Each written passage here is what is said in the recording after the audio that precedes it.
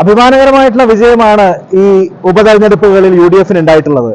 പ്രതീക്ഷിച്ചതുപോലെ നല്ല ഭൂരിപക്ഷത്തിന് വയനാട്ടിൽ ശ്രീമതി പ്രിയങ്ക ഗാന്ധിക്ക് വിജയിക്കാൻ സാധിച്ചു എന്നുള്ളത് ദേശീയ തലത്തിൽ തന്നെ കോൺഗ്രസിനും ഇന്ത്യ മുന്നണിക്കും ഉണർവ് പകരുന്ന ഒരു കാര്യമാണ്.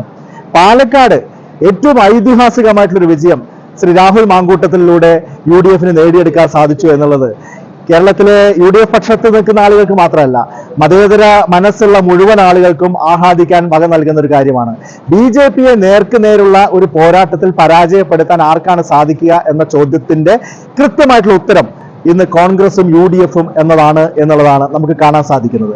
അവിടെ LDF 3ാം സ്ഥാനത്തേക്ക് വീണ്ടും തഴയപ്പെട്ടിരിക്കുന്നു എന്ന് പറയുമ്പോൾ LDFിൽ കേരളത്തിലെ ജനങ്ങൾക്ക് വിശ്വാസം പരിപൂർണമായി തന്നെ നഷ്ടപ്പെട്ടിരിക്കുന്നു എന്നുള്ളതാണ് കാണാൻ സാധിക്കുന്നത്. ചേലക്കരയിലെ അവരുടെ ഭൂരിപക്ഷവും 1/3 ചുരുങ്ങി എന്നുള്ളതും ആ നിലയിൽ അവർക്കേറ്റ ഒരു വലിയ തിരിച്ചടിയാണ്. അവരുടെ സിറ്റിംഗ് സീറ്റ് അവർക്ക് നിലനിർത്താൻ സാധിച്ചു എന്നുള്ള കാര്യം അംഗീകരിക്കുമ്പോൾ തന്നെ പാലക്കാട്ട് നമുക്ക് കാണാൻ സാധിക്കുന്നത് കഴിഞ്ഞ തവണയൊക്കെ LDF വോട്ട് ഷാഫി പറമ്പിലിനെ മറച്ചു കൊടുത്തത് കൊണ്ടാണ് ഷാഫി പറമ്പിൽ വിജയിച്ചത്. BJPയെ ആ നിലയിൽ പ്രതിരോധിക്കാൻ വേണ്ടി UDFന് വോട്ട് മറിച്ചു കൊടുത്ത് മതനിരപേക്ഷതയെ സംരക്ഷിക്കുന്നത് തങ്ങളാണ് എന്നൊക്കെ CPMന്റെ ഒരു വലിയ അവകാശവാദം ഉണ്ടായിരുന്നു. പക്ഷെ ഇത്തവണ നമ്മൾ കാണുന്നത് അങ്ങനെ ഉള്ള ഒരു തരത്തിലുള്ള സാധ്യതയും ഇല്ലാതിരുന്നിട്ടും അവർ വിജയിക്കാൻ വേണ്ടിയുള്ള എല്ലാ അടവുകളും പരിശ്രമിച്ചും നോക്കിയിട്ടും അവർക്ക് അവരുടെ വോട്ട് കാര്യമായിട്ടൊന്നും വർദ്ധിപ്പിക്കാൻ സാധിച്ചിട്ടില്ല. അപ്പോ CPMന്റെ ഒരാളും മുൻ തെരഞ്ഞെടുപ്പുകളിലൊന്നും UDFന് വോട്ട് ചെയ്തിട്ടില്ല.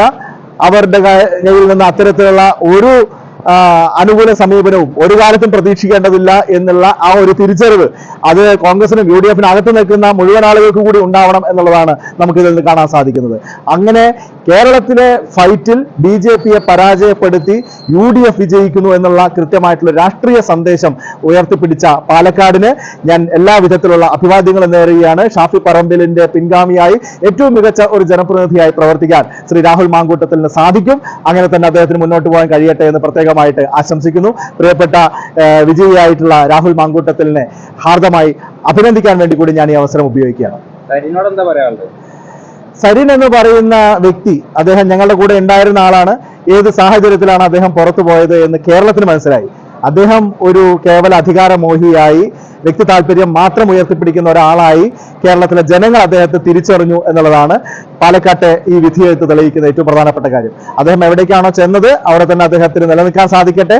ആ പുതിയ രാഷ്ട്രീയം അദ്ദേഹം ആത്മാർത്ഥതയോടുകൂടി ആശയപരമായിട്ട് അത് ഉൾക്കൊള്ളാനൊന്നും സാധ്യതയില്ല. അടവ് നയത്തിന്റെ ഭാഗമായിട്ടാണ് ഇലക്ഷൻ സമയത്തൊക്കെ അദ്ദേഹം അതിനെ ഉയർത്തിപ്പിടിച്ചതായിട്ട് നമ്മുടെ മുമ്പിൽ അഭിനയിച്ചത്. ആ അഭിനയം തുടർന്ന് മുന്നോട്ട് കൊണ്ടുപോകാൻ അദ്ദേഹത്തിന് സാധിക്കട്ടെ എന്ന് ആശംസിക്കുകയാണ്.